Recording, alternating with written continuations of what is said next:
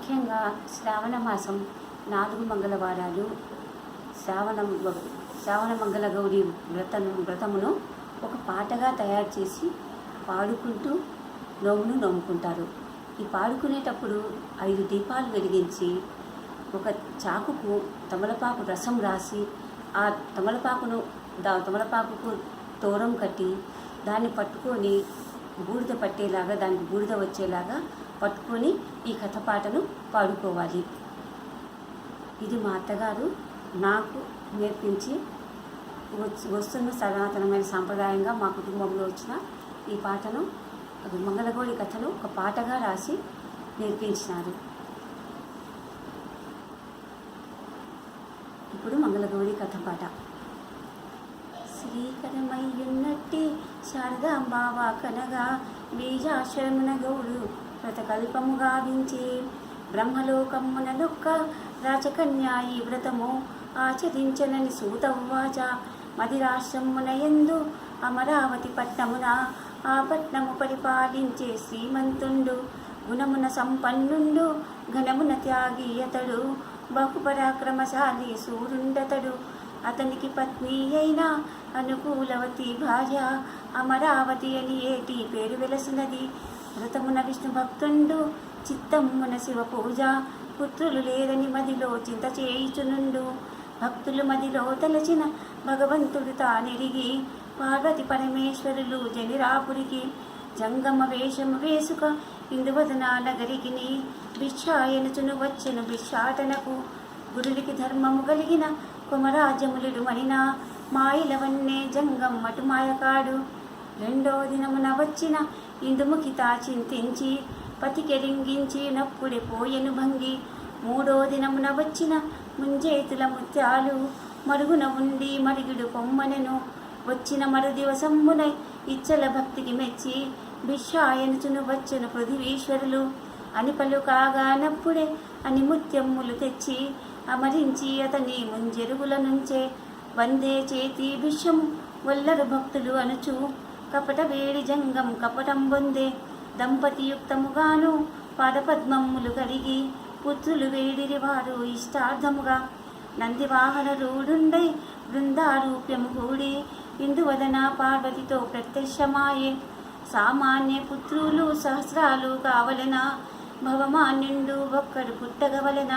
30 ఏండ్ల సుతుల మూడుల నిందరి నిత్తు 5వ తనము లేని సుత కావలెన అని సర్వజ్ఞుడు పలికిన విని దంపతులిట్లనిరి. వైధవ్యము గల పుత్రిక వల్లమోనిరి. కలుగగ ఏమీ ఫలము పడిని చాసురులందరూ శలభంబుల పుట్టలు జన్మించవే కొన్ని. కొద్దిగా ఆయువైన బుద్ధిగా సుపుత్రుండు ఒక్కడే చాలు ననుచు వేడిరివారు. కాళీ భగవతి మెచ్చి చూత ఫలమును తెచ్చి ఆ రాజపత్నికిమ్మని అక్షయమనెను. ఆవనములలో ఫలములు భూపాలుడు కోసినను, ఒడి నిండా కోసినను ఒక్కటే ఫలముండే. పరమేశ్వరుడిచ్చినది ఫలమే ఒక్కటి అనుచు పత్ని హస్తమ్మున ఇది భక్షింపుమనెను. ఋతుకాలమ్మున ఇంటి జలకమ్ములను మరించి పండారగించినప్పుడే గర్భము నిలిచే. అంశయానకు నియమముగా 8మి నెలలు పుంసవనం శ్రీమంతం పుణ్యాంగనకు. నవమాసమ్ములు నిండెను నాతి బాలుని గనెను. అవని పృథివీ ఏలే చంద్రుని వలెను. పుత్రోచోమును చేసిరి భూసురులు విప్రులకు. దేవమునులను పిలిపించి జాతకమ్ములు రాయించే. దశరాత్రిల్లో వెళ్ళెను జాతకర్మం నామకర్ణం చేసి శివధర్ముండని పేరిడి రతనికిని. అందలు మువ్వలు గట్టిరి ఇందుముఖిత బాలునికి. అందందే ముద్దులతో వాడించి రతనిని. వశిష్ఠుడు మొదలైన బ్రహ్మఋషులందరూ కూడి చెవలోపనయనమ్ములు చేసి రతనికిని. 4 వేదమ్ముల యందు సకల శాస్త్రముల యందు 7 కోటి మహామంత్రాల యందు ప్రజ్ఞవంతుడాయే. జరిగెను 15 ఏండ్లు నిత్యోత్సవముగాను. గంగాయాతల ధరలను మెరుమామను గూడి కనకపు గిన్నెలతోనూ సంపంగి తైలము తెచ్చి పుత్రుని శిరసునంటను దుఃఖించి ఇంతి.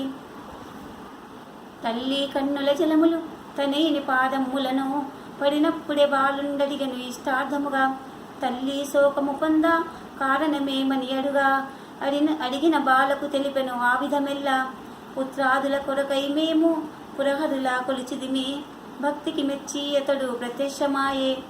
కన్ కంటిమి నీ వల్లను మేము కడులేని సుఖములను వెంటనే 16 ఏడై వచ్చే నాడిచ్చిన పరమేశ్వరుడు నేడులేడా సర్వజ్ఞుండు ఎందుకు చింతించదవమ్మ వెరియబలాయే మేనమామ సావాసంబుల గంగాయాతల పంపు ఆయుర్వృద్ధి అయిని కడకొచ్చెదనను జలకమ్ములు అమరించి భుజగింపులు చకచేసి చాలేటంతా రొక్కం చదిగట్టంపే కొండారణ్యము లోపల నందీపురి పట్నమున వచ్చి నిలిచిరి హనుమాయుల దేవలమందు శ్రావణ మాసమునను తొలి మంగళారమున ఆరాచకన్యా సుమంగళ్య పూలకు జనిరి రంభలు తమలో తాము రెండాముండని పలుక మంగళారమునోమునో మీ మాయమ్మ నలుగనెను మేముండే 7 వాడల్లో వైధవ్యము రారాదు అని ఇట్లు చెల్లులతో పలికెను ఆరాచకన్య.